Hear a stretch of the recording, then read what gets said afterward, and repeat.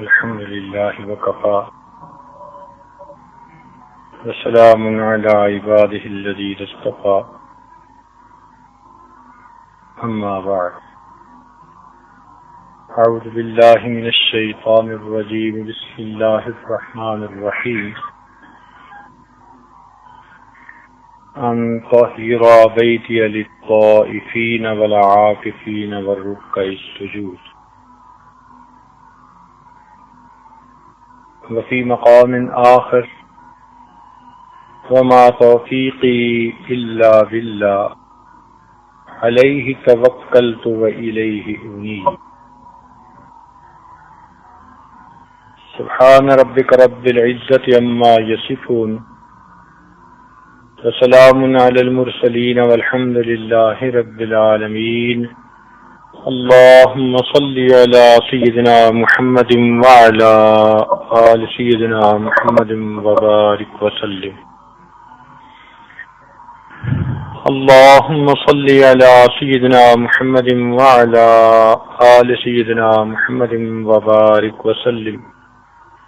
اللهم صل على سيدنا محمد وعلى آل سيدنا محمد وبارك وسلم.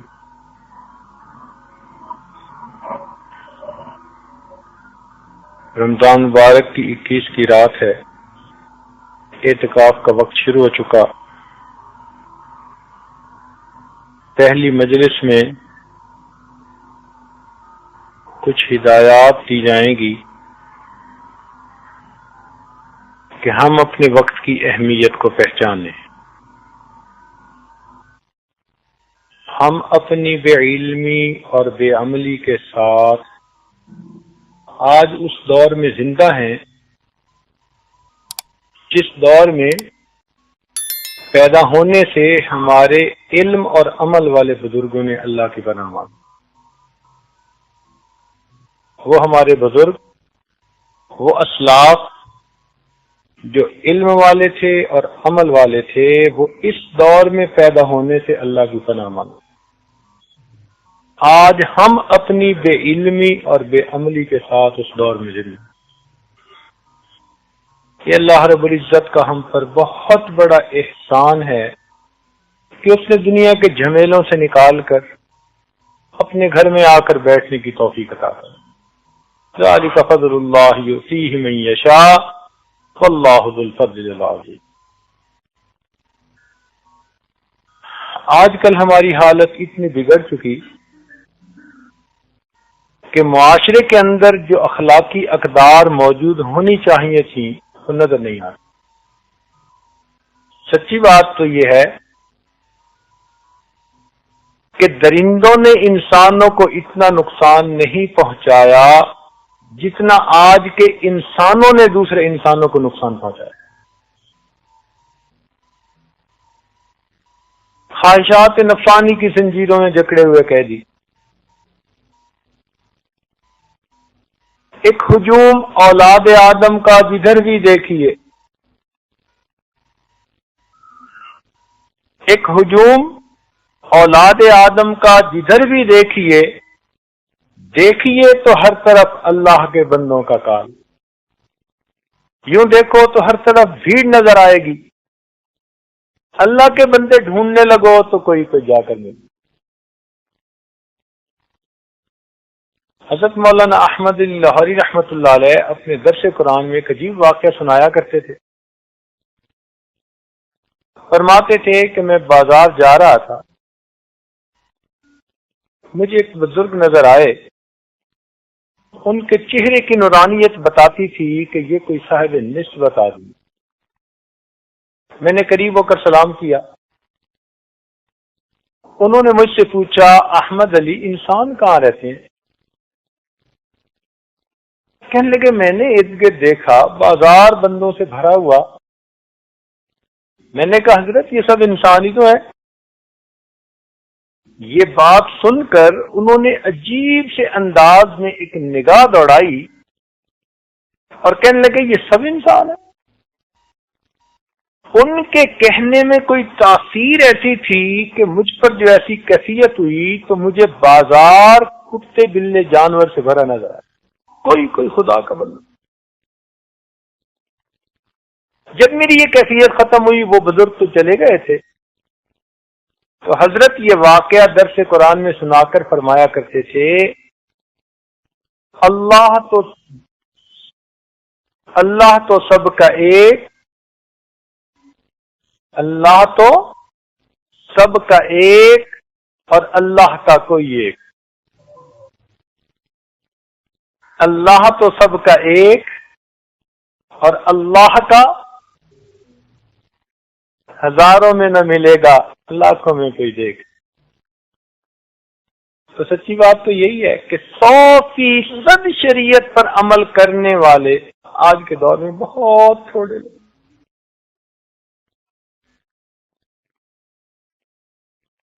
دائیں بائیں آگے پیچھے جدھر دیکھو بس خواہشات کی دنیا. جسم بوڑھے ہو رہے ہیں، آرزویں جوان ہو رہی ہیں. رات دن ہوں محو تن آرائی و تن پروری، یعنی اپنے جسم کو پالنے میں اور جسم کو سنوارنے میں لگا ہوا ہوں. رات دن ہوں محو تن آرائی و تن پروری، وائے نادانی اسی کو زندگی سمجھا ہوں میں. آج کل کی عدالتیں انسانوں سے بھری نظر آئیں گی. یہ اس بات کی دلیل ہے کہ عداوتیں دلوں میں بھری ہوئی ہیں. جب عداوتیں دلوں میں بھرتی ہیں تب عدالتیں بھرتی ہیں. ایسے وقت میں اللہ رب العزت کی یاد کے لیے وقت کا فارغ کر لینا، یہ اللہ رب العزت کی بڑی مہربانی، اور اسی میں سکون ہے اور اسی میں دل کا علاج. نگاہ الجھی ہوئی ہے رنگ و بو میں، نگاہ الجھی ہوئی ہے رنگ و بو میں، خرد کھوئی ہوئی ہے چار سو میں، نہ چھوڑے دل فغانے صبح گاہی، اما شاید ملے اللہ. مقصود کیا ہے کہ ہم دو رنگی کو چھوڑیں اور یک رنگی کی زندگی کو اختیار کریں. یہ جو ایک چہرے پر ہم دو چہرے سجا لیتے ہیں نا، یہ اللہ تعالیٰ کو بہت ناپسندیدہ. دو رنگی چھوڑ دے یک رنگ ہو جا، سراسر موم ہو جا یا سنگ ہو. اس لیے اللہ تعالیٰ نے قرآن مجید میں فرما دیا، یا ایھا الذین آمنوا آمنوا باللہ ورسولہ، اے ایمان والو اللہ اور اس کے رسول پر ایمان لے آؤ. اب غور کرنے کی بات ہے کہ یہ کافروں کو تو نہیں کہہ رہے کہ یا ایھا الذین کفروا، مشرکوں کو بھی نہیں کہہ رہے کہ یا ایھا الذین اشرکوا، منافقوں کو بھی نہیں کہہ رہے کہ یا ایھا الذین نافقوا، وہ منافقوں نہیں. کن کو کہہ رہے ہیں؟ یا ایھا الذین آمنوا، اے ایمان والو. اور حکم کس بات کا دے رہے ہیں؟ آمنوا باللہ ورسول، اللہ اور اس کے رسول صلی اللہ علیہ وسلم پر ایمان لے آؤ. کیا مقصد؟ اے زبان سے اقرار کرنے والوں، اپنے دل سے بھی اس کی تصدیق کر دو. تو عرب ہے یا عجم ہے، تیرا لا الہ الا. تو عرب ہے یا عجم ہے، تیرا لا الہ الا. لغت غریب جب تک تیرا دل نہ دے گواہی، جب تک دل گواہی نہ دے گا تب تک یہ قبول نہیں. خرد نے کہہ بھی دیا لا الہ تو کیا حاصل، دل و نگاہ مسلمان نہیں تو کچھ بھی نہیں. یاد رکھیں، باہر مسجد بنانا آسان، اندر مسجد بنانا بڑا مشکل کام. یہ دل بھی تو مسجد ہے نا. حدیث پاک میں فرمایا گیا، نبی علیہ السلام نے ارشاد فرمایا، نہ میں زمینوں میں سماتا ہوں نہ آسمانوں میں سماتا ہوں، میں مومن بندے کے دل میں سما جاتا ہوں. تو یہ ہمارا دل بھی اللہ تعالیٰ کا گھر ہے. قلب عبداللہ عرش اللہ ہے، یہ اللہ کا کوٹھا ہے. تو پھر اس گھر کو بھی تو صاف رکھنا چاہیے نا. جو مٹی گارے کا بنا ہوا گھر روز گھنٹہ لگاؤ صفائی کے لیے، اور جو گھر اللہ نے خود کہا کہ اس میں ہوتا ہوں، اس کی صفائی کے لیے ہمیں فرصت ہی نہیں ملی. مسجد تو بنا دی شب بھر میں ایمان کی حرارت والوں نے، مسجد تو بنا دی شب بھر میں ایمان کی حرارت والوں نے، من اپنا پرانا پاپی ہے برسوں میں نمازی ہو نہ سکا. یہ جسم ہمیں مستعار ملا ہے، ادھار کا مال ہے. یہ جسم ہمارا ہمارے پاس ادھار کا مال، ہماری ملکیت نہیں ہے. یہ اس پیدا کرنے والے کی ملک، مالک وہ ہے. ہمیں کچھ دیر استعمال کے لیے پروردگار نے عطا فرما دی. یہ ادھار کا مال ہے، اور جو ادھار کے مال پہ فریفتہ ہوا پھرے اسی کو پاگل اور دیوانہ کہتے ہیں کہ ادھار کے مال پہ فریفتہ ہوا پھرتا ہے. ہم اس جسم کو نیکی کے کاموں میں جتنا استعمال کر سکتے ہیں اتنا کر لیں. دستور یہی ہے. اگر گھر میں استری خراب ہو جائے اور ہم بھائی کے گھر سے منگائیں کہ جی ہمیں دفتر جانا ہے، تو بیوی ایک جوڑا استری نہیں کرتی، وہ اپنے بھی کر لیتی ہے، بچوں کے بھی کر لیتی ہے، 2-4 دن کے کر لیتی ہے کہ اپنی استری آنے میں ٹائم لگ جائے گا تو ادھار لیا ہے، بار بار مانگی بھی نہیں جاتی. اب تھوڑی دیر میں جتنا کام نکال سکتے ہو نکالو. جس طرح ادھار کی چیز پہ تھوڑی دیر میں زیادہ سے زیادہ کام لوگ نکالتے ہیں، ہمیں بھی چاہیے یہ جسم ادھار کا مال ہے، تھوڑے وقت میں اس سے زیادہ اللہ کی عبادت کریں. پچھلے سال جو عبادتیں کی آپ نے، آج آپ کو اس کی تکلیفیں یاد نہیں ہے، تھکاوٹ یاد نہیں ہے، مگر نامہ اعمال میں اس کا اجر موجود ہے. تو عبادتوں کی تھکاوٹیں تو اتر جاتی ہیں مگر اجر نامہ اعمال میں موجود ہوا. اس لیے ہمیں اس جسم کو خوب تھکانا چاہیے. مومن کو چاہیے کہ نیکی کر کر کے تھکے، مومن کو چاہیے کہ نیکی کر کر کے تھکے اور تھک تھک کے نیکی کرے. ہمارے اکابر اتنی عبادت کرتے تھے کہ جب رات کو بستر پر سونے کے لیے جاتے ایسے پاؤں اٹھاتے تھے جیسے تھکا ہوا اونٹ پاؤں گھسیٹ کے چلا کرتا. اتنی عبادت کر کے تھکے. انسانی وجود چکی کی مانند ہے. چکی میں گندم پیس لیں تو آپ نے فائدہ اٹھا لیا اور خالی چلتی رہے گی تو نقصان دے گی. ہم بھی اگر اس جسم سے عبادت کر لیں تو ہم نے اس سے فائدہ اٹھا لیا، ورنہ یہ جسم بیکار رہا. بعض بزرگوں نے کہا کہ انسانی جسم برف کی مانند ہے. برف کو آپ ٹھنڈا پانی میں ڈال کے ٹھنڈا کر لیں تو برف سے فائدہ اٹھا لیا، اور اگر ایسا نہیں کریں گے تو برف نے تو پگھلنا ہی ہے. ایک بزرگ فرماتے تھے کہ مجھے ایک برف والے نے سبق سکھا دیا. انہوں نے کہا وہ کیسے؟ کہنے لگے میں بازار میں گیا تو میں نے ایک برف والے کو دیکھا کہ اس کی برف پگھلتی جا رہی ہے اور قدرتاً خریدنے والا کوئی بھی نہیں. اب اس کو پریشانی لاحق ہے کہ اگر کوئی نہیں خریدے گا میری برف تو پگھل گئی، میرے پیسے تو ضائع.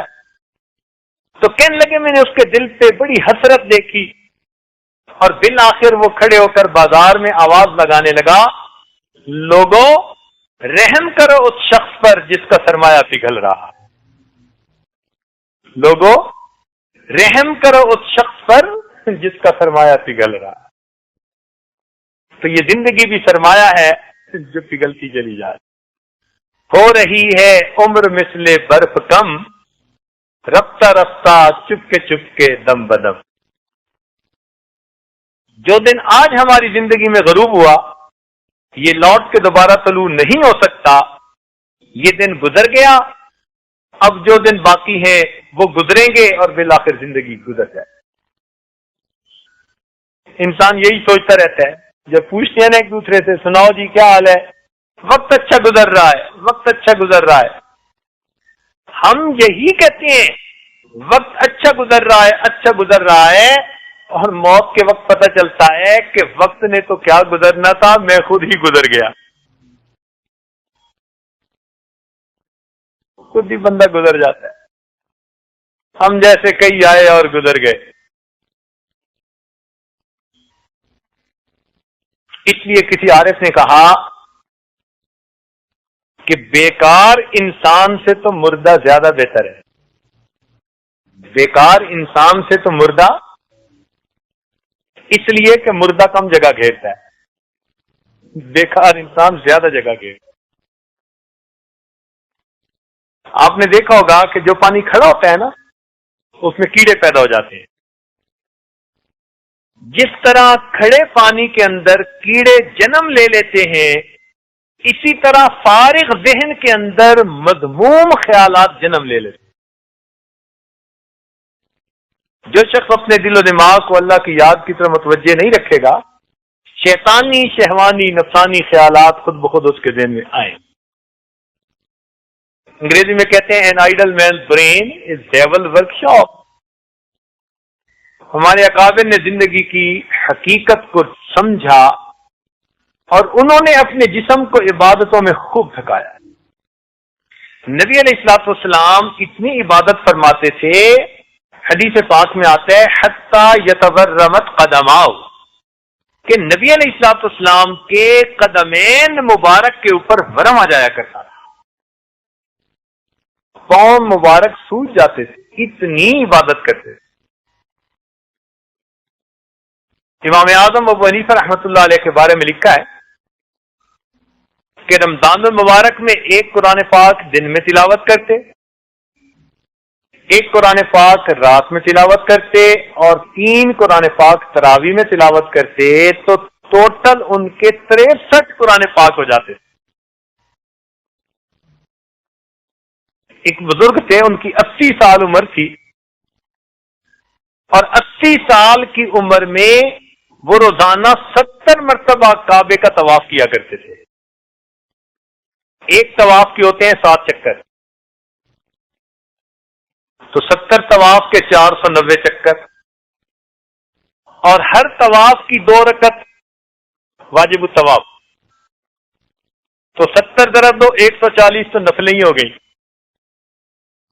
اب ہم اگر کسی دن 140 نفلیں پڑھیں نا تو پھر آخر پر ہمیں اللہ کی جگہ ہوئی اللہ نکلے گا. اور یہ ان کا زندگی کا ایک عمل، باقی اعمال اور معمولات اس کے علاوہ ہوا کرتے تھے. امام ابو یوسف رحمۃ اللہ علیہ وقت کے چیف جسٹس تھے. عالم اسلام کے سب سے بڑے قاضی وہ تھے اپنے زمانے میں. جو فتوے کوئی اور جواب نہیں دے سکتا تھا، تو چلتے چلاتے جیسے سپریم کورٹ میں جاتے ہیں تو امام اعظم ابو حنیفہ رحمۃ اللہ، امام ابو یوسف رحمۃ اللہ کے پاس آیا کرتے تھے. وہ سارا دن دین کا کام کرتے، جب رات ہوتی تو ہر رات میں 200 رکعت نفل پڑھا کرتے تھے. اتنے مصروف بندے، اور رات کو اتنی اللہ تعالیٰ کی. انہوں نے زندگیاں اپنی دین کے لیے خوب گزاری. چنانچہ ہمارے ایک بزرگ گزرے ہیں خواجہ فضل علی قریشی رحمۃ اللہ علیہ، وہ خود فرمایا کرتے تھے کہ میں وضو کر کے اپنی زمین میں کام کرنے کے لیے نکلتا تھا اور زبان سے اللہ کا ذکر بھی کرتا تھا. ہر روز 70,000 مرتبہ اسم ذات ذکر کرنے کا میرا معمول ہوا کرتا تھا، روزانہ 70,000 مرتبہ. ہمارے لیے ایک تسبیح پڑھنی سبحان اللہ کی مشکل ہوتی. چنانچہ کتنے لوگ ہیں روزانہ 10,000 مرتبہ کلمہ طیبہ کا ذکر کرتے ہیں؟ لاہور میں ایک عالم سلسلہ میں داخل ہوئے تو انہوں نے صبح کے ناشتے کے لیے دعوت دی. کہنے لگے کہ حضرت میرے والد عاشق قرآن تھے.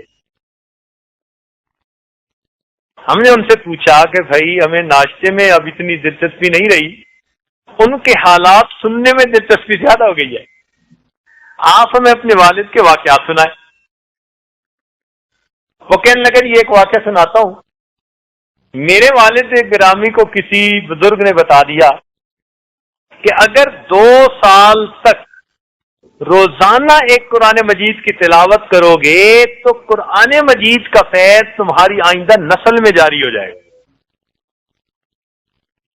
میرے والد صاحب نے اس کے لیے ارادہ کر لیا, روز قرآن پاک پڑھنے کا معمول بنایا. ایک قرآن مجید روزانہ پڑھنا, سردی گرمی, خوشی غمی, صحت بیماری, دیس پردیس, ہر حال میں انہوں نے روزانہ ایک قرآن مجید پڑھا حتیٰ کہ 2 سال مکمل ہوئے. کہنے لگا اس کا نتیجہ عجیب ہے کہ میرے والد کے جتنے بیٹے اور جتنی بیٹیاں, ان کے آگے جتنے بیٹے اور جتنی بیٹیاں 10 سال سے اوپر کی عمر میں ہیں, سب کے سب قرآن پاک کے حافظ ہیں. میرے والد کی نسل میں نرینہ اولاد یا مادینہ اولاد کوئی بھی جو نسل آگے چلی ہے, ہمارے خاندان کا 10 سال کے اوپر کا ہر بچہ قرآن پاک کا حافظ. اللہ, یہ لوگ ابھی زندہ ہیں, فوت شدہ لوگوں کی باتیں نہیں کر رہا. اگر یہ لوگ آج کے اس دور میں اتنی اللہ تعالیٰ کی عبادت کر سکتے ہیں تو کیا ہم روزانہ ایک پارہ قرآن مجید کی تلاوت نہیں کر سکتے؟ ہمارے قریبی رشتہ داروں میں سے ایک بزرگ تھے, عالم تھے. وہ کہنے لگے کہ میں جب اپنے حضرت سے بیعت ہوا تو انہوں نے مجھے ایک قرآن پاک روزانہ قرآن تلاوت کا حکم دیا. خود مجھے فرمانے لگے کہ اس وقت مجھے بیعت ہوئے 43 سال کا عرصہ گزر چکا, ان 43 سالوں میں ایک دن میری تلاوت قضا نہیں ہوئی. اگر یہ لوگ ایسے عمال نامے لے کر اللہ کے حضور پیش ہوں گے کہ 43 سال میں ایک دن بھی قرآن مجید کا ایک پارہ پڑھنا اس میں ناغہ نہیں ہوا, تو پھر سوچیں کہ ہم اس دن کیا کریں گے. کرنے والے آج کے دور میں بہت کچھ کر رہے ہیں. ہم نے تو دیکھا حفاظ کو بھی رمضانی حافظ, بس رمضان آیا تو دن رات کر کے کچھ بھاگ دوڑ کر کے کچھ کر لیا, اور اس کے بعد ان میں اور عام نوجوان میں کوئی فرق نہیں. ہمارے قریبی تعلق والے ایک دوست ہیں, ان کی والدہ صاحبہ قرآن مجید کی حافظ ہیں. اللہ تعالیٰ کی شان, ان کو قرآن مجید اس طرح یاد ہے جس طرح کہ عام لوگوں کو سورہ فاتحہ یاد ہوتی ہے. جب چاہیں, جس وقت چاہیں, جہاں سے پوچھیں, ایک لفظ بولیں وہ اسی سے آگے پڑھنا شروع کر دیں. اللہ تیری شان. حیران ہوتی ہیں وہ کہ حافظ قرآن بھی بھولتے ہیں, حیران ہوتی ہیں. اور واقعی جو محنت کرتے ہیں اللہ رب العزت پھر ان کو نعمت عطا فرماتا. ہمیں ایک دفعہ مری جانے کا اتفاق ہوا رمضان مبارک میں, تو ایک جگہ ہم نے تراویح پڑھی, ایک عجیب بات سنی. وہ کہنے لگے کہ اس مصلی پر جو قراء سناتے ہیں وہ بڑے چنے ہوئے ہوتے ہیں, مگر خاص بات یہ ہے کہ 36 سال میں یہاں تراویح پڑھانے والے کسی حافظ کو ایک مرتبہ بھی لقمہ نہیں لینا پڑا. 36 سال میں. اللہ. تو آج کے دور میں اگر ایسے لوگ موجود ہیں تو ہم کیوں قرآن مجید کو اچھی طرح نہیں پڑھتے؟ یہ فقط اہمیت ہے وقت کی. کس نے محنت کر لی اس نے وقت کو کما لیا، ورنہ وقت تو گزر ہی رہا. وقت انتظار نہیں کرتا کسی کی. تو جب یہ جسم ادھار کا مال ہے، ہمیں چاہیے کہ ہم اس سے جتنا زیادہ عبادت کر سکیں، نیکی کر سکیں، مخلوق خدا کی خدمت کر سکیں، دین کام کر سکیں، ہم اس کو خوب اللہ کے دین کے لیے تھکائیں. فارغ رہنا خوشی کی بات نہیں ہے، عدیم الفرصت ہو جانا یہ خوشی کی بات ہے. فرصت ہی نہیں ملتی جی، اتنا دین کے کام میں انسان لگ جائے.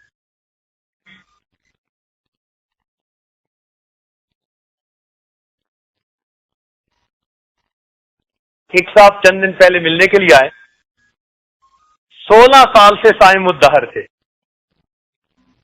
16 سال سے متواتر روزے کی حالت میں زندگی گزری.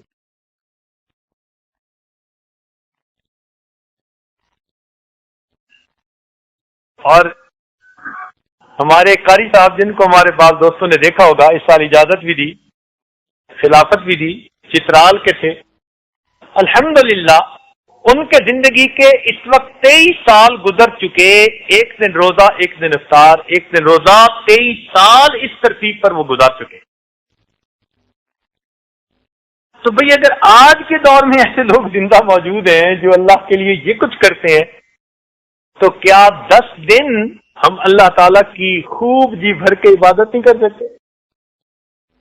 مقصد یہ مثالیں دینے کا اتنا ہی ہے کہ ہم جو نیت لے کے آئے اعتکاف کی، اب یہ 10 دن ہم جی بھر کے اللہ تعالیٰ کی عبادت کریں، خوب اپنے جسم کو تھکائیں. یہ جسم دنیا کے لیے ہزاروں مرتبہ تھکا. ہم نے راتیں دنیا کی خاطر سینکڑوں مرتبہ جاگ کے گزاری. اگر یہ 10 راتیں اللہ کے لیے جاگ کے گزاریں گے اور دن اللہ کی عبادت میں گزاریں گے اور تھکائیں گے تو یہ کون سی بڑی بات ہو جائے.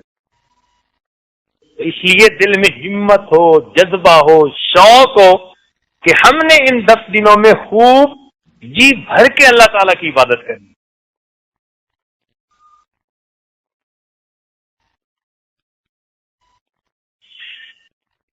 اور ان 10 دنوں کے وقت کی قدر کریں. رمضان المبارک کا وقت ویسے ہی قیمتی، اور آخری اشرا 2 کی نسبت اور زیادہ قیمتی، اور معتکف کے لیے تو پھر اور بھی زیادہ قیمتی. کیونکہ معتکف کی مثال ایسی ہے جیسے کہ کسی سخی کے دروازہ دہلیز پکڑ کے کوئی سائل بیٹھ جائے کہ مجھے جب تک کچھ نہیں ملے گا میں دروازہ پکڑے رہوں گا، تو سخی بالآخر اسے کچھ دے ہی دیا کرتا.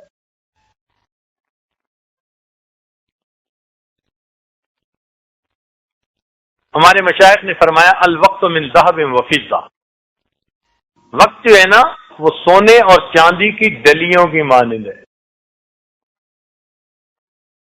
استعمال کر لو تو چاندی بنا لو، اور زیادہ اخلاص کے ساتھ کرو تو سونے کی ڈلی بنے گی، اور اگر استعمال نہیں کرو گی تو مٹی کے ڈھیلے کی مانند گزر جائے.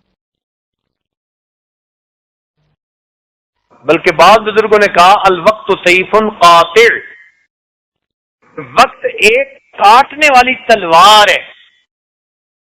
امام شافعی رحمۃ اللہ فرماتے تھے کہ مجھے صوفیاء کی 2 باتوں سے بہت فائدہ ہوا. ایک بات تو یہ کہ وقت ایک کاٹنے والی تلوار ہے، اگر تم اسے نہیں کاٹو گے تو وہ تمہیں کاٹ کے رکھ دے گی. اور دوسرا فرمایا کرتے تھے کہ یہ بات مجھے بہت اچھی لگتی ہے کہ اگر تم نفس کو حق میں مشغول نہیں کرو گے تو نفس تمہیں باطل میں مشغول کر دے گا. تو بات تو سچی ہے، ہم نفس کو پالنے میں مشغول ہیں اور نفس ہمیں جہنم میں دھکا دینے میں مشغول ہے.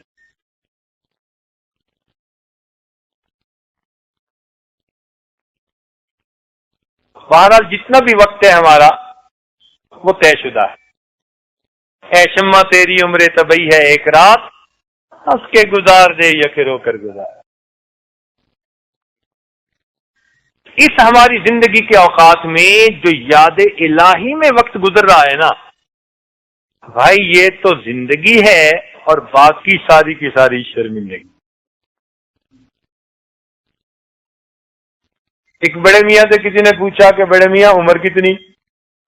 کہنے لگے 15 سال۔ ان کا کیوں جوان بننے کا زیادہ ہی شوق ہے کہ 15 سال؟ کہنے لگے نہیں بھائی، جب سے توبہ کر کے اللہ سے سلو کی ہے 15 سال گزرے ہیں، یہ میری زندگی ہے اور اس سے پہلے والی ساری شرمندگی۔ میری زیست کا حال کیا پوچھتے ہو، بڑھاپا نہ بچپن نہ میری جوانی، جو چند ساعتیں یاد دل بر میں گزری، وہی ساعتیں ہیں میری زندگانی۔ جو چند ساعتیں اللہ کی یاد میں گزر گئیں وہ میری زندگی ہے اور باقی ساری کی ساری شرمندگی۔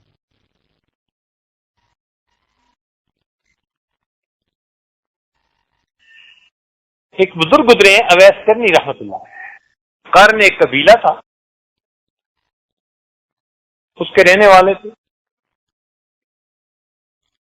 یہ نبی علیہ الصلوۃ والسلام کے دور میں تھے، والدہ کی خدمت کرتے تھے، ان سے اجازت لے کے نبی علیہ الصلوۃ والسلام کے دیدار کے لیے حاضر ہوئے، مگر اللہ کے محبوب سفر پر جا چکے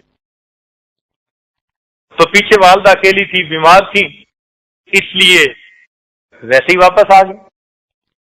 جب نبی علیہ السلام تشریف لائے اور آپ کو پتہ چلا تو معتبر کتابوں میں لکھا ہے کہ نبی علیہ السلام نے اپنا جبہ حضرت عمر رضی اللہ عنہ کو دیا اور کہا کہ تم ان کی تلاش کرنا، فلاں فلاں جگہ نشانیاں بتائیں کہ وہاں تمہیں ملیں گے، اور ان کو یہ جبہ میری طرف سے ہدیہ پیش کرنا۔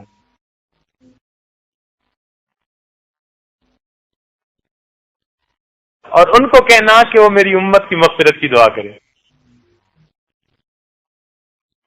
چنانچہ کچھ عرصے کے بعد نبی علیہ السلام کا وصال ہو گیا۔ تو بعد میں حضرت عمر رضی اللہ عنہ اور حضرت علی رضی اللہ عنہ یہ دونوں حضرات ان کی تلاش میں گئے، ان کو ایک جگہ پا لیا، ان کو جبہ بھی دیا، ان کو بتایا بھی صحیح۔ کتاب میں لکھا ہے کہ بس تھوڑی سی گفتگو آپس میں ہوئی تو اس کے بعد اویس کرنی رحمت اللہ علیہ نے کہا کہ آپ نے بھی آخرت کی تیاری کرنی ہوگی اور میں نے بھی آخرت کی تیاری کرنی ہے، اچھا پھر روز معاشر کو ملے۔ آپ نے بھی تیاری کرنی ہوگی، جیسے کل شادی کی تقریب ہے، آپ نے بھی تیاری کرنی ہوگی اور میں نے بھی تیاری کرنی ہے، اچھا روز معاشر میں لگا، ان کو رخصت کر دی۔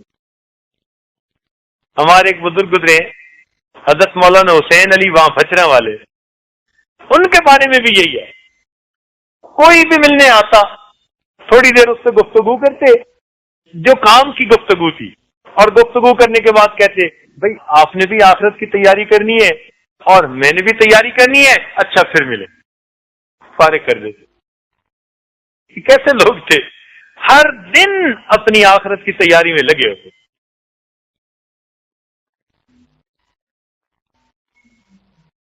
چنانچہ ایک آدمی نے رابعہ بصریہ سے دعا کروانی تھی، کسی پریشانی میں پھنسا ہوا تھا۔ وہ کہتا ہے کہ میں فجر کے بعد گیا ملنے کے لیے تو وہ نفلیں پڑھ رہی، میں نے کہا دور کے بعد صحیح، پھر گیا تو نفلیں پڑھ رہی تھی، میں نے کہا عصر کے بعد صحیح، عصر کے بعد گیا تو تلاوت قرآن کر رہی تھی، تو مغرب کے بعد صحیح، تو پھر نفلیں پڑھ رہی تھی۔ کہنے لگے عشاء کے بعد، میں نے کہا عشاء کے بعد بھی انہوں نے نفل کی نیت باندھی، رکوع ہی نہیں کر رہی تھی، حتیٰ کہ اسی طرح انہوں نے پوری رات گزار دی۔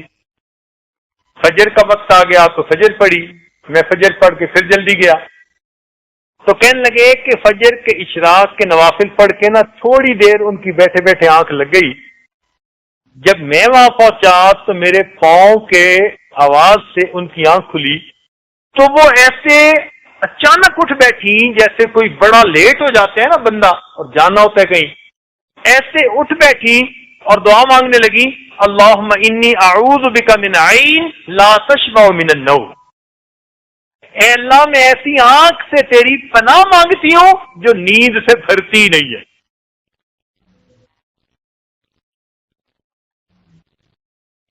اب بتائیے کہ تھوڑا سا حصہ دن کا سونے میں گزرا اور اس پر بھی استغفار کر رہے ہیں۔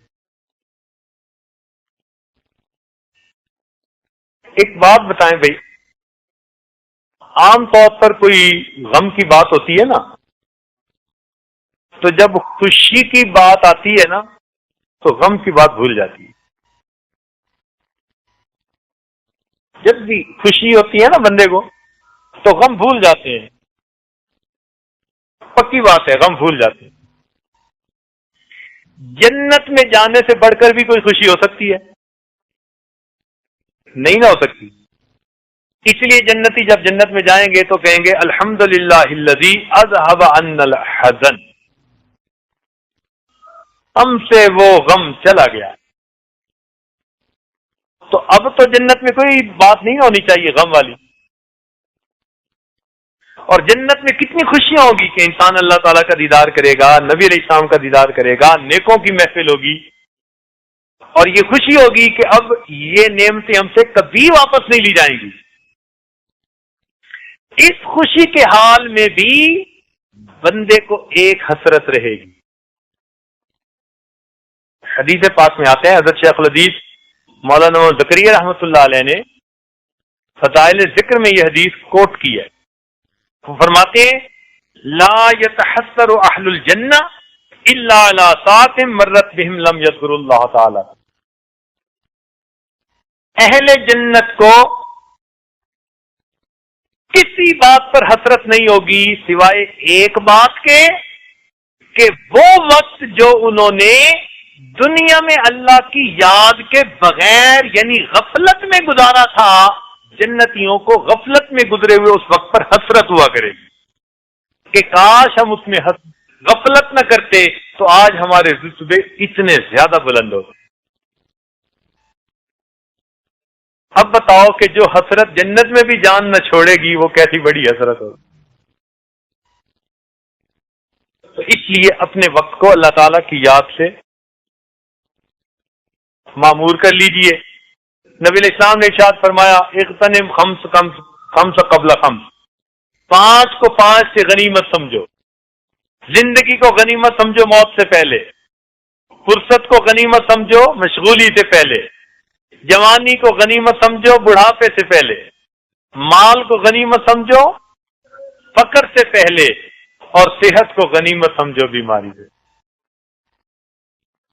ایک اور حدیث پاک میں نبی علیہ السلام نے فرمایا نعمتان، 2 نعمتیں ایسی ہیں کہ جن میں اکثر لوگ کوتاہی کر جاتے ہیں، الصحہ والفراغ، صحت اور فرصت، دونوں نعمتیں ہوتی ہیں، ان کی جو قدر کرنی چاہیے تو وہ قدر نہیں کرتے۔ حدیث پاک میں یہ مضمون ہے۔ تو ہمیں چاہیے کہ ہم اپنے وقت کی قدر کریں جو پروردگار نے ہمیں انعام کے طور پر عطا فرمایا۔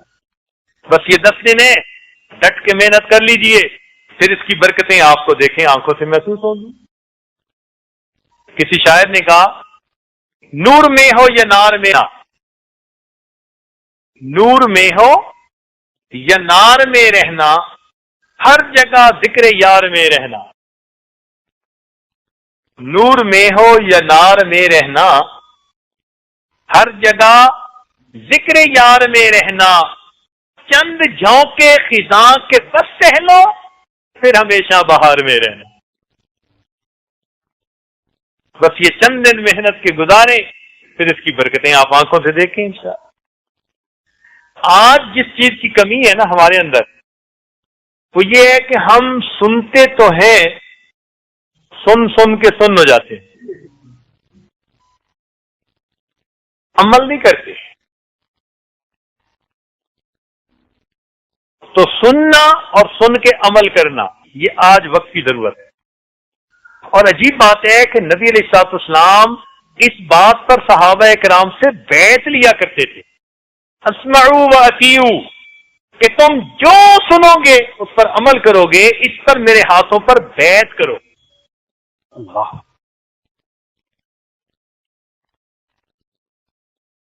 اس لیے جو لوگ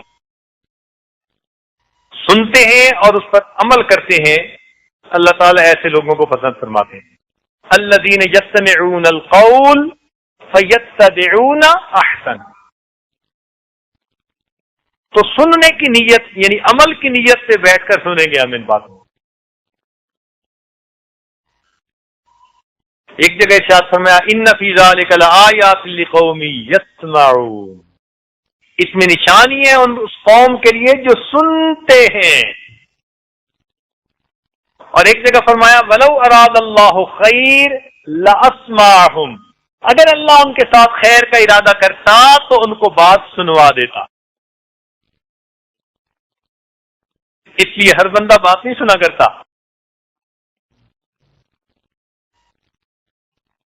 ہمارے حضرت رحمۃ اللہ علیہ مجمع کو فرماتے تھے وہ سن رہے ہو، پھر فرمایا کرتے تھے تم نہیں سن رہے، تم نہیں سن رہے. تو واقعی سننے کا بھی اپنا درجہ ہوتا ہے.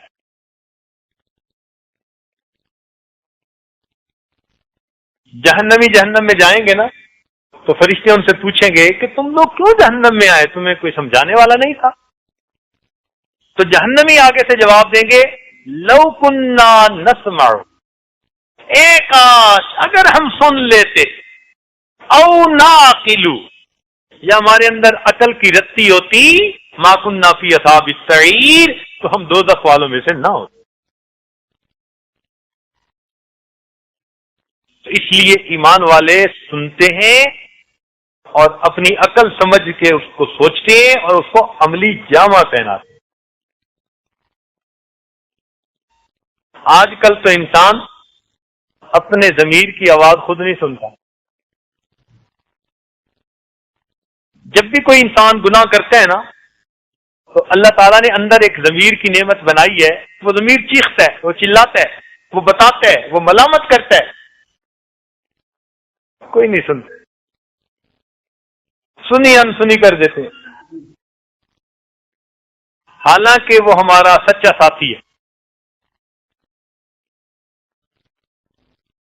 کبھی کبھی انسان اپنے آپ کو ضمیر کی عدالت کے کٹہرے میں کھڑا کر کے اپنے بارے میں رائے لے کہ میں کیا ہوں، صحیح بالکل فیصلہ ملے گا.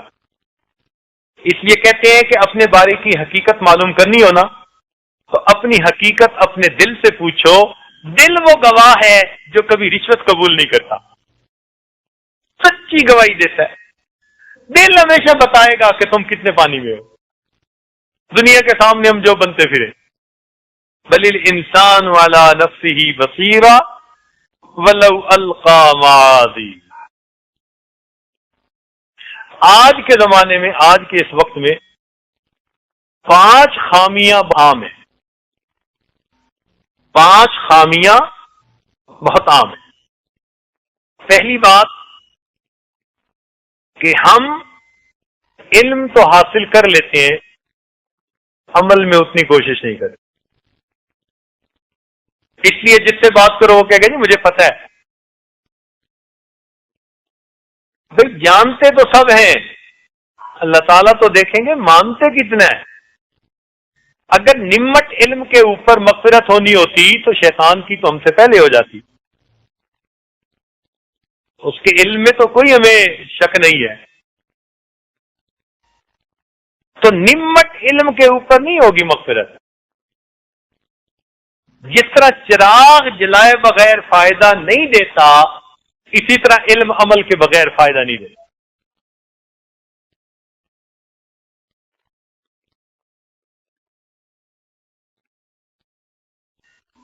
دوسری بات کہ ہم اللہ تعالیٰ کی نعمتیں تو مانگتے ہیں، استعمال بھی کرتے ہیں، مگر ان نعمتوں کا شکر ادا نہیں کرتے. ہمارے اوپر اللہ تعالیٰ کی ان گنت نعمتیں، وَإِن تَعُدُّوا نِعْمَتَ اللَّهِ لَا تُحْصُوهَا، اگر تم اللہ تعالیٰ کی نعمتوں کو گننا چاہو تم شمار بھی نہیں کر سکتے. اتنی ان گنت نعمتیں ہیں مگر ہم اللہ تعالیٰ کا شکر ادا نہیں.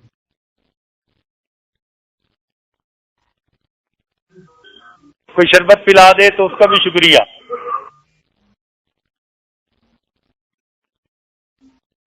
اور جو پروردگار دسترخوان پہ اتنی نعمتیں کھلاتا ہے، پیٹ بھر کے اٹھنے کے بعد وہ کھانے کی دعا یاد ہی نہیں رہتی.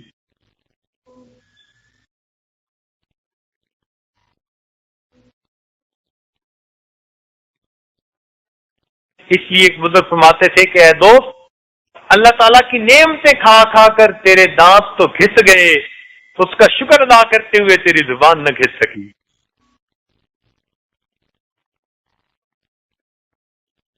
تیسری بات کہ ہم گناہ کر بیٹھتے ہیں مگر استغفار نہیں کرتے. بعض تو اس وجہ سے کہ وہ سوچتے ہیں کر لیں گے، یعنی نیت ہوتی ہے گناہ چھوڑنے کی مگر کہتے ہیں ہاں ابھی چھوڑیں گے.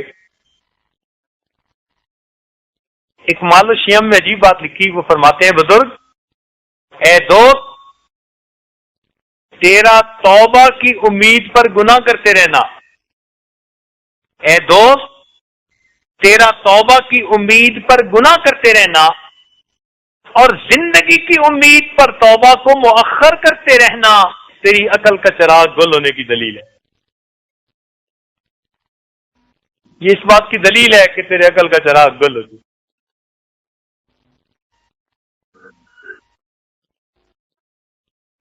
رابعہ بصریہ فرمایا کرتی تھی، استغفارنا یحتاج استغفار، کہ ہم لوگ جو استغفار کرتے ہیں اتنی غفلت سے کہ استغفار پر استغفار کرنے کی ضرورت ہے.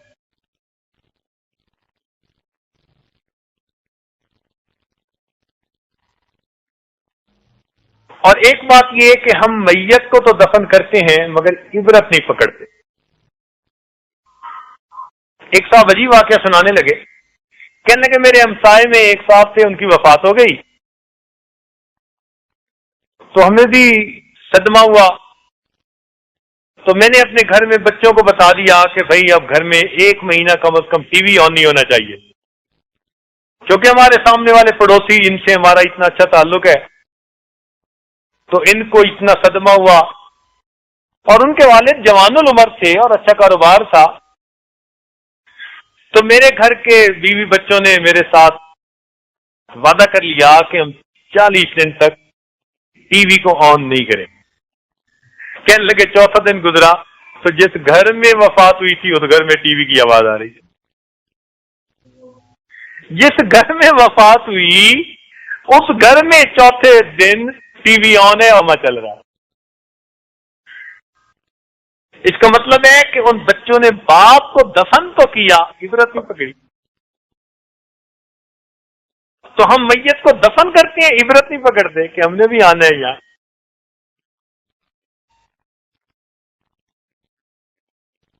حسن بصری رحمت اللہ علیہ کے بارے میں آتا ہے کہ وہ اس قدر قبرستان جانے کے بعد اس قدر ان پر غم طاری ہوتا تھا کہ کئی مرتبہ جس چارپائی پر مردے کو لے جایا جاتا اس چارپائی پر ان کو لٹا کے واپس لایا کرتے. ایسی حالت ہو جاتی. اور یہ بھی کتابوں میں لکھا ہے، علامہ عبدالوہاب شیرانی رحمۃ اللہ نے کتابوں میں لکھا ہے کہ سلف صالحین جب جنازہ لے کے چلتے تھے تو جنازے کے پیچھے ہر بندے کی آنکھ سے آنسو ٹپکتے تھے. باہر والے بندے کے لیے پہچاننا مشکل ہوتا تھا کہ جنازے کا ولی کون ہے. سارے جو روتے نظر آ رہے ہوتے تھے موت کو یاد کر کے، آخرت کو یاد کر کے، گناہوں کو یاد کر کے. تو لکھا ہے کہ یہ پہچاننا مشکل ہوتا تھا کہ میت کا ولی کون ہے. تو وہ جنازے سے عبرت پکڑتے تھے.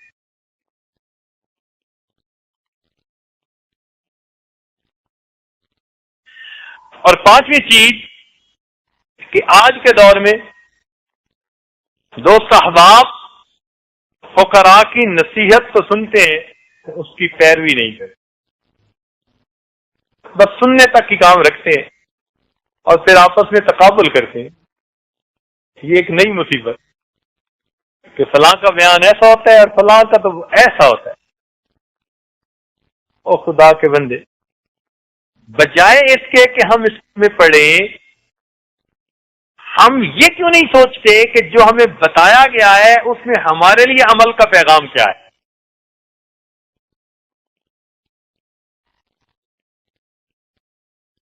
تو ہمیں اپنی زندگی میں قلب سلیم حاصل کرنا ہے، اس لیے کہ قیامت کے دن یہی انسان کو کام آئے گا۔ اللہ تعالیٰ ارشاد فرماتے ہیں یوم لا ينفع مال ولا بنون، قیامت کے دن نہ مال کام آئے گا نہ بیٹے کام آئیں گے، الا من اتى اللہ بقلب سلیم، جو سنورا ہوا دل لایا وہ دل اسے کام آئے۔ اس آیت سے معلوم ہوتا ہے کہ اللہ تعالیٰ دلوں کے بیوپاری ہیں، بندے سے دل چاہتے ہیں۔ اے بندے اپنا دل مجھے دے دے، بندہ اپنے دل میں اپنے رب کو بسا لے، ایسی محنت کرے کہ اللہ تعالیٰ دل میں آ جائے، اللہ تعالیٰ دل میں سما جائے، بلکہ اللہ تعالیٰ دل میں چھا جائے۔ اس کو قلب سلیم کہتے ہیں، قلب منیب۔ لقمان علیہ السلام نے اپنے بیٹے کو نصیحت کی، یہ اسی افریقن کنٹری کے رہنے والے تھے، غلام تھے، مگر حکمت نے ان کو سردار بنا دیا تھا۔ تو انہوں نے اپنے بیٹے کو نصیحت کی کہ اے بیٹے، میں سورج اور چاند کی روشنی میں پرورش پاتا رہا، اے بیٹے میں سورج اور چاند کی روشنی میں پرورش پاتا رہا، مگر دل کی روشنی سے زیادہ فائدے مند میں نے کسی چیز کو نہیں دیکھا۔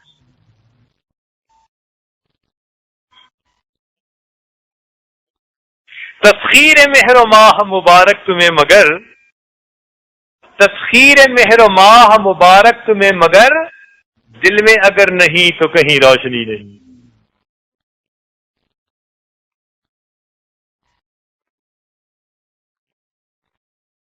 ڈھونڈنے والا ستاروں کی گزرگاہوں کا، ڈھونڈنے والا ستاروں کی گزرگاہوں کا، اپنے افکار کی دنیا میں سفر کر نہ سکا، اور جس نے سورج کی شعاؤں کو گرفتار کیا، زندگی کی شب تاریخ سحر کر نہ سکا۔ ساری جہان کو کمکموں سے روشن کرنے والا اپنے من میں اندھیرا لیا بس ہے۔ تو اگر من میں اندھیرا ہے تو پھر قیامت کے دن کیا کام ہے؟ یاد رکھنا کہ دل سیاہ ہو سکتی آنکھیں کوئی فائدہ نہیں دیا کرتی، دل سیاہ ہو تو چمکتی آنکھیں کوئی فائدہ نہیں دیتی۔ ایک بزرگ فرمایا کرتے تھے کہ تم اپنے دل کے مالک بن جاؤ گے، اللہ تعالیٰ تمہیں جہان کا مالک بنا دے گا۔ تم اپنے دل کے مالک بن جاؤ، پھر دیکھیے اللہ رب العزت کیسے تم پر مہربانیاں فرماتے ہیں۔ دل گلستاں تھا تو ہر شے سے ٹپکتی تھی بہار، یہ بیاباں کیا ہوا عالم بیاباں ہو گیا۔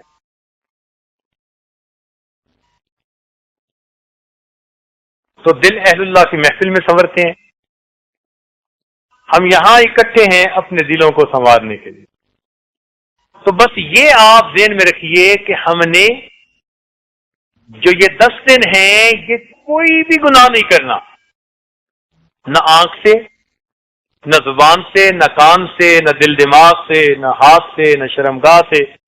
ہم نے ان 10 دنوں میں کوئی بھی گناہ نہیں کرنا۔ ہمارے سلسلہ نقشبندیہ کے ایک بزرگ تھے ابوالحسن خرقانی رحمۃ اللہ علیہ، ایک عجیب بات فرمایا کرتے تھے، سونے کی سیاہی سے لکھنے کے قابل ہے۔ فرماتے تھے کہ جس شخص نے جو دن گناہوں کے بغیر گزارا، جس شخص نے جو دن گناہوں کے بغیر گزارا، ایسا ہی ہے جیسے اس نے وہ دن نبی علیہ السلام کی صحبت میں گزارا۔ جس شخص نے جو دن گناہوں کے بغیر گزارا، ایسا ہی ہے جیسے اس نے وہ دن نبی علیہ السلام کی صحبت میں گزارا ہے۔ تو ہمارے دل میں بھی یہ تمنا ہو کہ ہم بھی 10 دن گناہوں کے بغیر گزاریں، اس لیے ہر وقت ذکر و عبادت میں مشغول رہیں. معتکف کو ہر وقت عبادت میں مشغول رہنا یہ زیادہ پسندیدہ عمل ہے. شیطان کیا کرے گا کہ ایک دوسرے سے گزارش حوالے واقعی حالات پوچھنا بتانا اس میں گھنٹوں گزار دے گا. اچھا جی آپ کے ملک میں کیا ہو رہا ہے، آپ کی مسجد میں کیا ہو رہا ہے، بس یہاں سے بات شروع ہوگی اور پھر کاروبار کے تذکرے شروع ہو جائیں گے، گھر بار کے تذکرے شروع ہو جائیں گے، اور اگر نوجوان ہے تو اپنی شادی کی پلاننگ کے تذکرے شروع ہو جائیں گے. بات پہنچی تیری جوانی تک. اس لیے معتکفین حضرات ایک دوسرے سے بس کام کی گفتگو کریں اور تفصیلات بعد میں اعتکاف کے بعد. ضروری جو گفتگو ہو بس وہ کریں، اس سے زیادہ نہیں.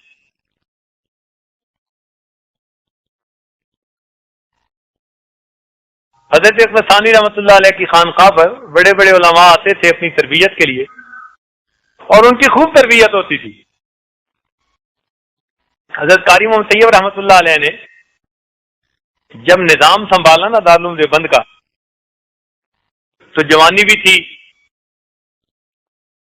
اور اللہ نے حسن و جمال بھی خوب دیا تھا اور علم کا کمال بھی خوب دیا تھا اور لوگوں کے دلوں میں محبت بھی بہت دی تھی. تو انہوں نے حضرت احمد ثانوی رحمۃ اللہ کو خط لکھا کہ حضرت کبھی کبھی میرے دل میں خود پسندی آ جاتی ہے. خود پسندی کا کیا مطلب؟ اپنے آپ کو پسند کرنا کہ میرے اندر بڑی صفات ہیں. جوانی میں دارالعلوم کا محتمم بھی ہوں، اللہ نے اتنا علم بھی دیا کہ لوگ واز سنتے ہیں تو سر سنتے ہیں، اور خوبصورتی بھی اللہ نے اتنی زیادہ دی اور مال و منال بھی دیا، عزت بھی دی. ہر بندہ بچتا چلا جا رہا ہے. تو اس وجہ سے نا میرے دل میں کبھی کبھی خود پسندی پیدا ہو جائے. حضرت ثانوی رحمۃ اللہ نے خط لکھا کہ اچھا آپ سب کچھ کسی کے حوالے کر دو اور 1 مہینہ کے لیے یہاں ہمارے پاس آ جائے. تو 1 مہینہ کے لیے فوراً پہنچ گئے تھانہ بھون. تو جب وہاں پہنچے تو حضرت نے فرمایا کہ بس آپ اپنا دن گزاریں جیسے گزارتے ہیں. ایک کام کرنا ہے کہ جو لوگ مسجد میں آتے ہیں نا داخل ہوتے ہیں ان کے جوتے سیدھے کر دینا. اتنی سی ڈیوٹی لگا دی کہ آپ کا کام یہی ہے کہ جوتوں کے پاس بیٹھے رہیں اور جو مسجد میں آئیں جائیں ان کے جوتے سیدھے کرتے. قاری محمد طیب رحمۃ اللہ خود لکھتے ہیں کہ میں نے چند دن جوتے سیدھے کیے، میرے اندر سے خود پسندی اور تکبر کا ہمیشہ کے لیے ازالہ ہو. چند دن جوتے سیدھے کی، اپنی اوقات کا پتہ چل گیا. کاف بارا حروف اصلی، اس کا جنازہ نکال کے رکھ دیا.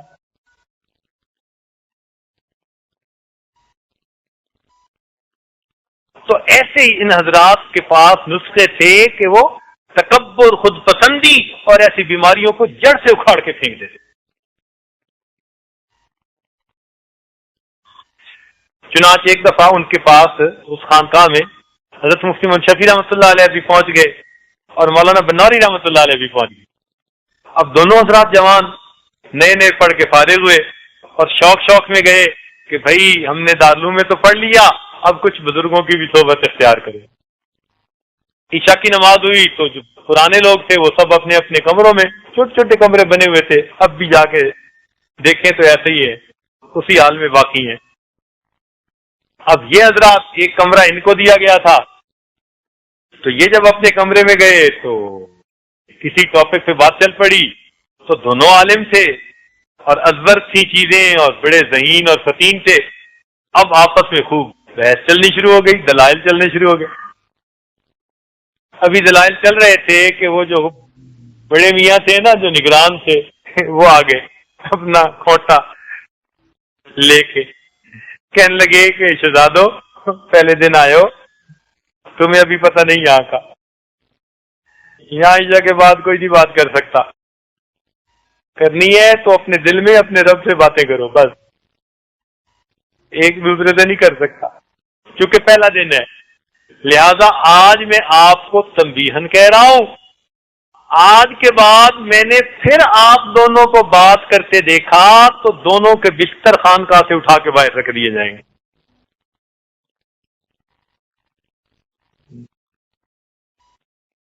خود فرمایا کرتے تھے یہ حضرات کہ اس بڑے میاں کی بات نے نا ہمارا دماغ سیدھا کر دیا. پھر ہم صحیح آداب کے ساتھ رہے اور ہمیں پھر اللہ نے چپ کے مزے عطا فرما دیے. چپ کے بھی تو مزے ہوتے ہیں نا بھائی، ہر بندہ واقف نہیں ہے. آج کل کھانے کے مزے سے لوگ واقف ہیں اور فاقے کے مزے سے واقف نہیں ہے. بولنے کے مزے سے واقف ہے، چپ کے مزے سے واقف نہیں ہے. سونے کے مزے سے واقف ہے، جاگنے کے مزے سے واقف نہیں ہے. تو چپ کا اپنا مزہ ہے. اس لیے جو جتنا بڑا عالم ہوگا نا، آپ اس کو دیکھیں اکثر وہ زیادہ خاموش ہوگا. کہہ رہا ہے شور دریا سے سمندر کا سکوت، کہہ رہا ہے شور دریا سے سمندر کا سکوت، جتنا جس کا ظرف ہے اتنا ہی وہ خاموش. تو ہم بھی کام کی بات کریں اور گپوں سے ہم احتراز کریں، پرہیز کریں. یہ چیز نقصان دیتی ہے.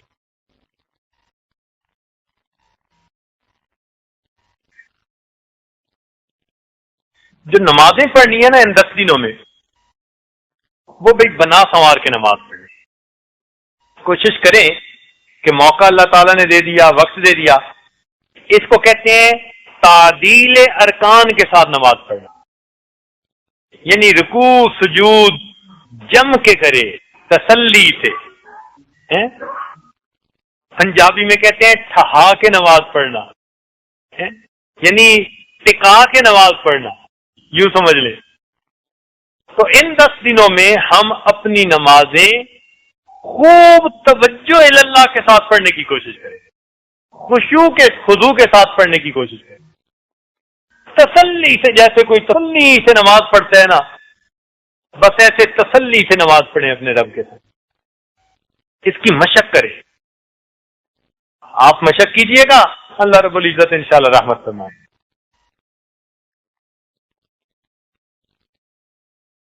حضرت شاہ اسماعیل شہید رحمۃ اللہ علیہ ایک دفعہ گئے اپنے شیخ سید احمد شہید رحمۃ اللہ علیہ سے ملنے کے لیے. تو شاہ صاحب نے پوچھ لیا کہ شہزادے میاں کیا چاہتے ہو؟ شہزادے میاں کیا چاہتے ہو؟ تو کہتے ہیں آگے سے پتہ نہیں میرے دل میں کیا آیا، تو میں نے کہہ دیا کہ حضرت مجھے صحابہ جیسی کوئی نماز ہی پڑھا دے.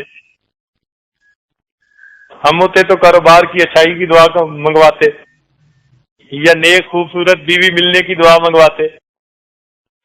تو انہوں نے دعا کیا منگوائی کہ حضرت کوئی صحابہ جیسی نماز ہی ہمیں پڑھائیں. کہنے لگے، سن کے خاموش ہو گئے. رات ہوئی تو تہجد میں اٹھا تو مجھے فرمان لگے بھائی اٹھ گئے؟ ان کا جی اٹھ گیا. فرمان لگے جاؤ اللہ کے لیے وضو کرو. فرماتے ہیں ان الفاظ میں پتہ نہیں کیا بجلی بھری تھی کہ اللہ کے لیے وضو کرو، کہ میرے دل پر ایک عجیب اللہ کی ہیبت عظمت طاری ہو گئی. اور میں نے جب وضو کیا تو مجھے ایسے لگ رہا تھا کہ جیسے اللہ تعالیٰ دیکھ رہے ہیں اور میں ان کے سامنے وضو کر رہا ہوں. کہنے لگے وضو کر کے آیا؟ تو فرمان لگے وضو کر لیا؟ میں نے کہا جی کر لیا. فرمانے اللہ کے لیے 2 رکعت پڑھو. ایسے انداز سے انہوں نے، اصل میں وہ توجہ باطنی بھی ساتھ مل رہی تھی. تو فرمایا اللہ کے لیے 2 رکعت پڑھو. تو یہ رکعت جو میں نے سنی نا اللہ کے لیے، تو بس اب تو میں نے 2 رکعت کی نیت باندھی اور بس میرے اوپر گریہ تاری شروع ہو گئے. اور میں 2 رکعت پڑھوں اور میرا دل میں خیال آیا کہ میں نے تو بھائی صحیح نہیں پڑھی. پھر اگلی 2 رکعت، پھر اگلی 2 رکعت، کرتے کرتے اس رات میں نے 100 نفل پڑھے اور میری 2 رکعت پر بھی تسلی نہ ہوئی. بعد میں پھر شیخ نے بتایا کہ صحابہ ایسی نمازیں پڑھا کرتے. کہ اپنی طرف سے ٹکا کے پڑھتے تھے اور پڑھنے کے بعد کہتے تھے ما بدنا کا حق کا عبادتک وما رفنا کا حق کا مار. یہ صحابہ کی نماز. تو بھائی ان دنوں میں ہم بھی تعدیل ارکان کے ساتھ اس طرح نماز پڑھیں. یہ ذہن میں رکھنا دلوں کے اجتماع کو اللہ کے ہاں قبولیت میں بڑا دخل ہے. اب آپ سنیے کہ ہر روز پوری دنیا میں اپنے اپنے گھروں میں لاکھوں انسان بلکہ کروڑوں مسلمان روزانہ دعا مانگتے ہیں، مگر وہ اپنے اپنے گھروں میں مانگتے ہیں، اللہ تعالیٰ کی طرف سے ان کی قبولیت کا وعدہ کوئی نہیں ہے. اور چند لاکھ مسلمان میدان عرفات میں اکٹھے ہو جاتے ہیں. اب ان کے دل جمع ہو گئے ایک جگہ پہ، تو قبولیت دیکھیں کہ عرفات کے میدان میں حدیث پاک کے مطابق جو مانگتے ہیں اللہ تعالیٰ ان کی دعاؤں کو قبول فرماتے ہیں. جو مانگتے ہیں دعا قبول ہوتی ہے. بلکہ حدیث پاک میں آتا ہے کہ اللہ تعالیٰ کے نزدیک سب سے بڑا گناہگار وہ ہوتا ہے جو عرفات میں وقوف عرفہ میں دعا مانگے اور پھر کہے کہ میری دعا قبول نہیں ہوئی. سب سے بڑا گناہگار وہ. اتنے اللہ تعالیٰ ناراض ہوتے ہیں. تو معلوم ہوا کہ مل کے جب کوئی عمل کرتے ہیں نا تو ید اللہ علی الجماع، جماعت کے اوپر اللہ کی رحمت کا ہاتھ ہوتا ہے. لہذا جب مل کے دعا مانگتے ہیں پروردگار دعاؤں کو جلدی قبول کرتا ہے. حدیث پاک میں ہے کہ نبی علیہ السلام نے ایک دفعہ واز فرمایا، ایسا وازم بلیغا، ایسا پرتاثیر واز تھا کہ ایک ابھی جو تھے نا وہ پھوٹ پھوٹ کے رونے لگے. جب نبی علیہ السلام نے محفل مکمل کی تو نبی علیہ السلام نے فرمایا ان کا رونا اللہ تعالیٰ کو اتنا پسند آیا، ان کی وجہ سے پوری محفل کے لوگوں کی مغفرت فرما دی. تو بھائی اتنے لوگ جو ہر محفل میں دعا مانگیں گے تو کوئی ایک تو اللہ کا مقبول ہوگا ہی صحیح نا. کوئی خدا کا بندہ تو ہوگا ایسا. ہم گناہگار سے ہی پتہ نہیں کیسے کیسے دل میں تقوی والے لوگ بیٹھے ہوئے. تو اس لیے اس وقت کو غنیمت سمجھیں اور اس میں ہم خوب اللہ تعالیٰ سے دعائیں مانگیں.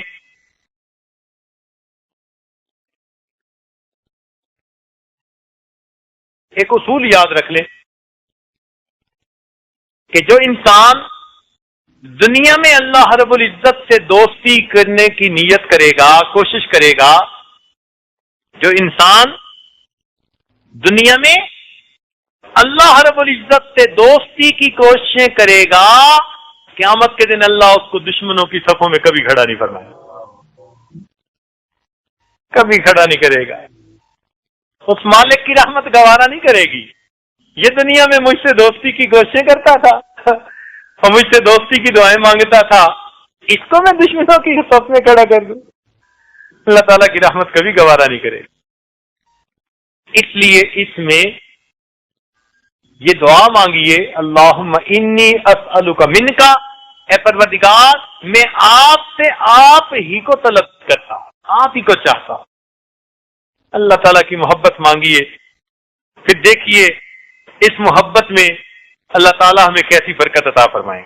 یہ ہماری خوش نصیبی ہے کہ ہمیں اللہ تعالیٰ نے ایک موقع اور دے دیا رمضان مبارک کا. ورنہ حقیقت تو یہی ہے کہ ہمارے گناہوں کو دیکھا جائے چہرے ہی مسخ ہو جاتے، زمین میں ہی دھس جاتے، پتہ نہیں کیا کیا عذاب آنے کے قابل تھے، مگر اس پروردگار نے پھر مہربانی کی، اپنے گناہگار بندوں کو اپنے در پر دہلیز پکڑ کر بیٹھنے کا ایک موقع اور عطا فرمایا. تو اللہ تعالیٰ کا ارادہ خیر کا ہے، وہ دینا چاہتا ہے. وہ پروردگار اپنے در پر آنے والوں کو خالی نہیں بھیجا کرتا. سخی دنیا کا نہیں سننا چاہتا کہ لوگوں کی محفل میں کوئی فقیر کہے تو جی میں نے آپ کے در سے مانگا تھا مجھے ملا نہیں تھا. ارے دنیا کا سخی سننا گوارا نہیں کرتا کہ لوگوں میں بیٹھ کے کوئی فقیر کہے میں اس کے دروازے پر گیا، مانگا، مجھے نہیں ملا۔ پروردگار کیسے پسند فرمائیں گے کہ روز محشر کوئی بندہ کہے اللہ میں آپ کے در پر یہ رو رو کے مانگتا تھا، مجھے آپ کے در سے نہ ملا۔ اللہ تعالیٰ کبھی سننا گوارا نہیں کریں گے، جو مانگے گا پروردگار عطا فرما دیں گے، ضرور عطا فرما۔ اس لیے اللہ تعالیٰ دے کے خوش ہوتے ہیں اور بندہ لے کے خوش ہوتا، تو اس لیے ہم خوب مانگیں اپنے پروردگار سے۔ ان 10 دنوں میں تہجد کی پابندی کریں، تسبیحات، ذکر، مراقبہ، مجالس، ایک ترتیب دوستوں نے بنا دی ہے اور اس کی فوٹو کاپی کروا دی ہے۔ اب ہر عمل اس کے مطابق کریں، اجتماعی عمل کا زیادہ خیال رکھیں۔ یہ نہ ہو کہ لوگ جو ہیں وہ سحری کر رہے ہیں تو ہم نفلیں پڑھ رہے ہیں، اور لوگ نفلیں پڑھ رہے ہیں تو ہم سحری والوں کے پیچھے لگے پڑے۔ جو کام اجتماعی طور پر کر رہے ہیں اس کو فوقیت دیں اور اس کے مطابق چلیں، اسی میں برکت ہوگی، خیر ہوگی۔ اور مجھے امید ہے کہ انشاءاللہ یہ 10 دن جب آپ یہاں گزاریں گے نا، تو 10 دنوں کے بعد اٹھتے ہوئے آپ کو یوں محسوس ہوگا کہ جیسے ہم کسی اور پلینٹ پر چلے گئے تھے اور اس پلینٹ سے اب واپس اپنے گھروں میں دوبارہ آ گئے۔ انشاءاللہ دلوں کی کیفیت ایسی ہے۔